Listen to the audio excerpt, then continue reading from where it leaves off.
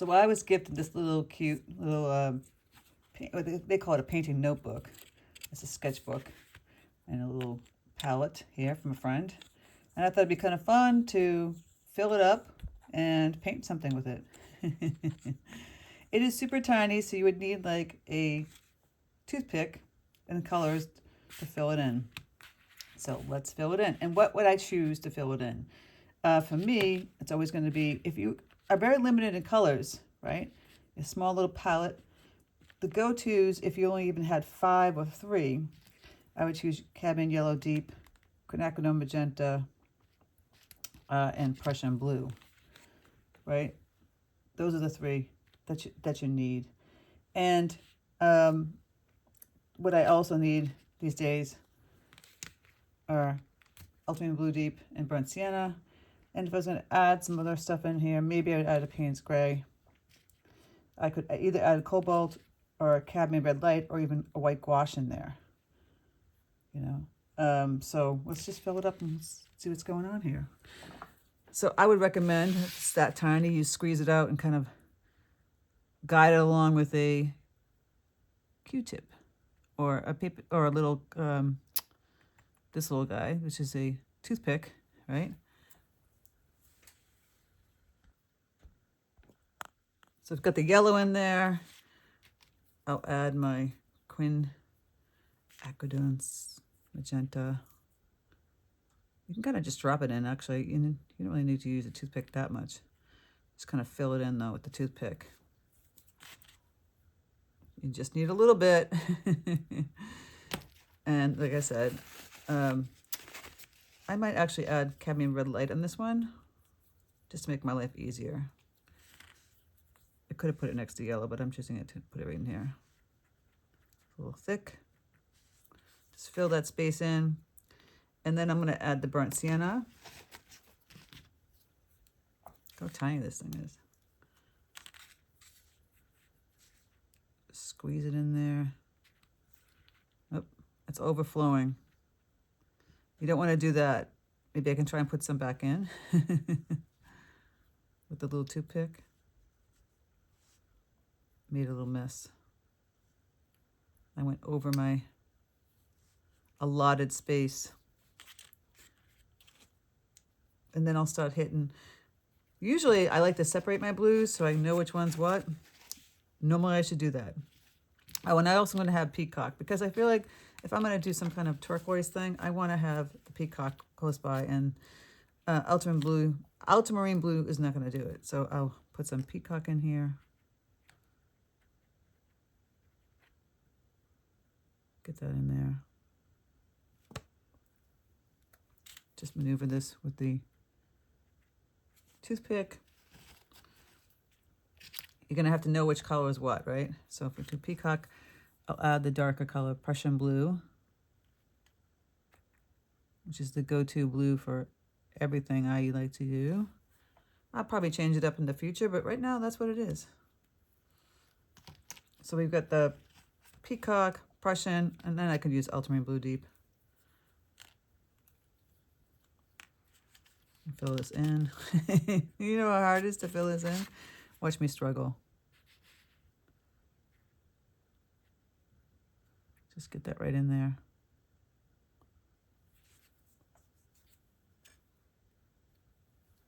And I'll add Paynes gray as the last one.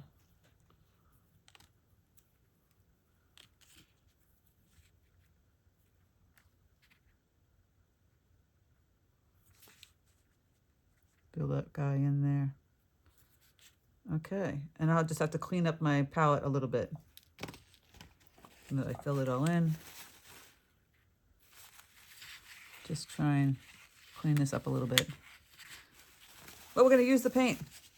So I have this little teeny little sketchbook. I have to figure out what we're going to paint inside of it. Now herein lies the challenge. What kind of thing should I put in there? It's teeny tiny. That's the cover page. And then this is the actual sketchbook in here. And it's thin, like almost like a hot press. So maybe I can do some ink and wash. Let's see. Let's play around with the first page. Let's see what this can do. And I'm just gonna grab this. I had this idea in mind, this flat wash brush. It's the 3/8 inch, just nothing script. And I can even use, you wanna laugh, but it's true, a 14 round from Princeton, because look at the point. So I'll get it wet. And I'm gonna just mix up, look at that magenta. So pretty. Can grab a little bit of the yellow in there. More magenta. Now my yellow's gotten a little dirty already. Just scoop that out. And then I'll grab the magenta again. Even with this like big old brush. So I'll dip my brush in the water. It's such a small surface area, so it's hilarious. So even with this brush, we can kind of take this big brush, look at that, move the paint. So it's like a hot press. I'm just moving the paint. And it's sitting on top of the paper. Making some petals. See how this paper moves, works. Very funny, right? Just grab the yellow itself. Or just a teeny bit of the magenta. So we get more of an orangey yellow. We can kind of just, again, add some color here. In and around this. And then we can grab the peacock and mix it with the yellow. Get a beautiful green. It's beating up. Okay, a little bit thicker yellow. And the peacock. And just push down. See, even using a big brush on a tiny surface is doable. Just making some simple leaves. Now, if we want the Prussian, change the color of that green, deeper green. Add some of that. I had an idea in mind. I don't know if it's going to happen or not. So I have some flowers. I'll finish those off in a few. I'm going to take my flat wash brush. I have to clean my little surface area now. Oh, it's so cute. Remove all the color. That would be challenging, right? This little tiny area. And grab my flat wash brush, and I've got to grab the peacock blue. And I usually put burnt sienna with this, but I'm going to add a little burnt umber. I'm going to add a little burnt sienna. And it does its job the same. So it dilutes that brightness of this turquoise. And I'm going to go like this. And make a vase. That's why I like the flat wash brush. A little thicker paint. A little darker. So you can create with watercolor pretty much anything on any kind of paper surface. And even this little book I have here, that's not actual, I don't think it's real watercolor paper. It looks like a little sketchbook. Well, look how cute that is. Now, I might just want to fix that little center white. There we go. And then you can go back in and add some green stems. And make the flowers have a little bit more oomph to them. I'm grabbing some Prussian blue here. Getting a darker green. Filling this in. Kind of some leaves kind of hanging out here. Maybe a bigger one here. And even one on top of that vase. Small and cute. Small and mighty. The pink is seeping in and it's drying. I'm going to remove this. Much easier to clean. Connect it. Going back with my magenta. Just a little bit of water. And just taking a brush. The tip. So when you say, oh, I can't use those big brushes. Yes, you can. If it's brand new, it's got a nice, super nice pointy tip. Still very damp and wet here, so it's difficult to make those little lines. But cute, nonetheless. Now you can fill it all in. And add a little yellow to the center of these flowers. And then I'm thinking, I want to add a little bit of purple. So I want to connect these little things here so I can wipe it off. So, of course, a great purple. Where's my ultramarine blue deep? And the magenta. And depending on how much blue you use, there's the purple. Now I want a little more bluer. So I'll get my ultramarine blue deep here. And dipping it in some water. I'm gonna remove this little clip. And I can tap and make a little purple flower going up and out. And maybe add another one over here. Just tippy taps. Look how cute. So dainty. A little purple in there. Some purple flower here. Purple flower hanging up there. Very springy. Look how cute that was in like 5 seconds. You can fill a whole book of this. This make you so happy, right? We can let this dry and add a little more detail to it.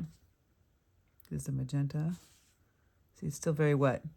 We can let this dry and have fun with this.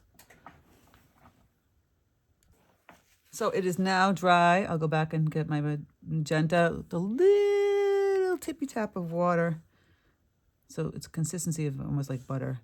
And then I can fill those lines in. Even with this 14 size brush. So if you only had one brush, this is a power horse.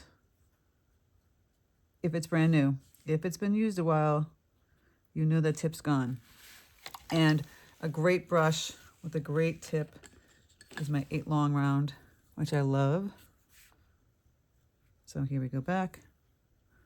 Need to add some water in here. Not too much because we want to keep it thick.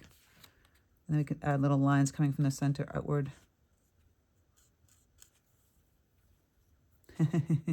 On the mini.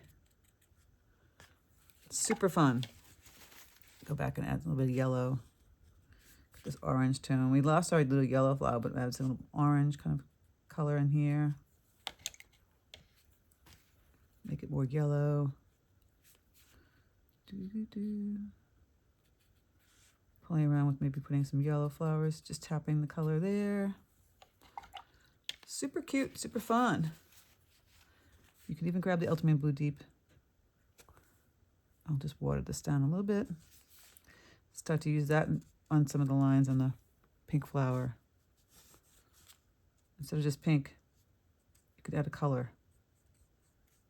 And that will change that a little bit too.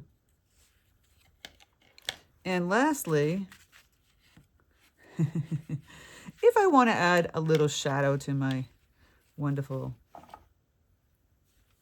vase, I'm going to grab my peacock and my little Sienna again, peacock. So it's much darker. And then just make this a little bit darker here. Come down on the vase. Super cute, super fun. I don't know. I think this would be fun. A lot of things to do when you have little tiny books. You just fill them up with some joy. That's what it's all about, right? Mini florals. Super cute. So I hope you enjoyed this little mini watercolor tutorial. Just really quick and fast and simple. If you're a Patreon member, you get the additional cute little super fast wildflower tutorial with the bumblebees.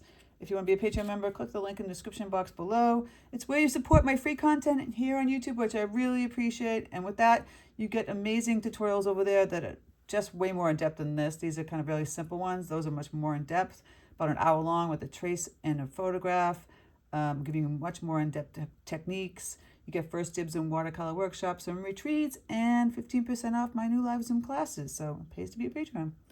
All right, I hope you enjoyed this. Let me know. Take care, and I'll speak to you soon.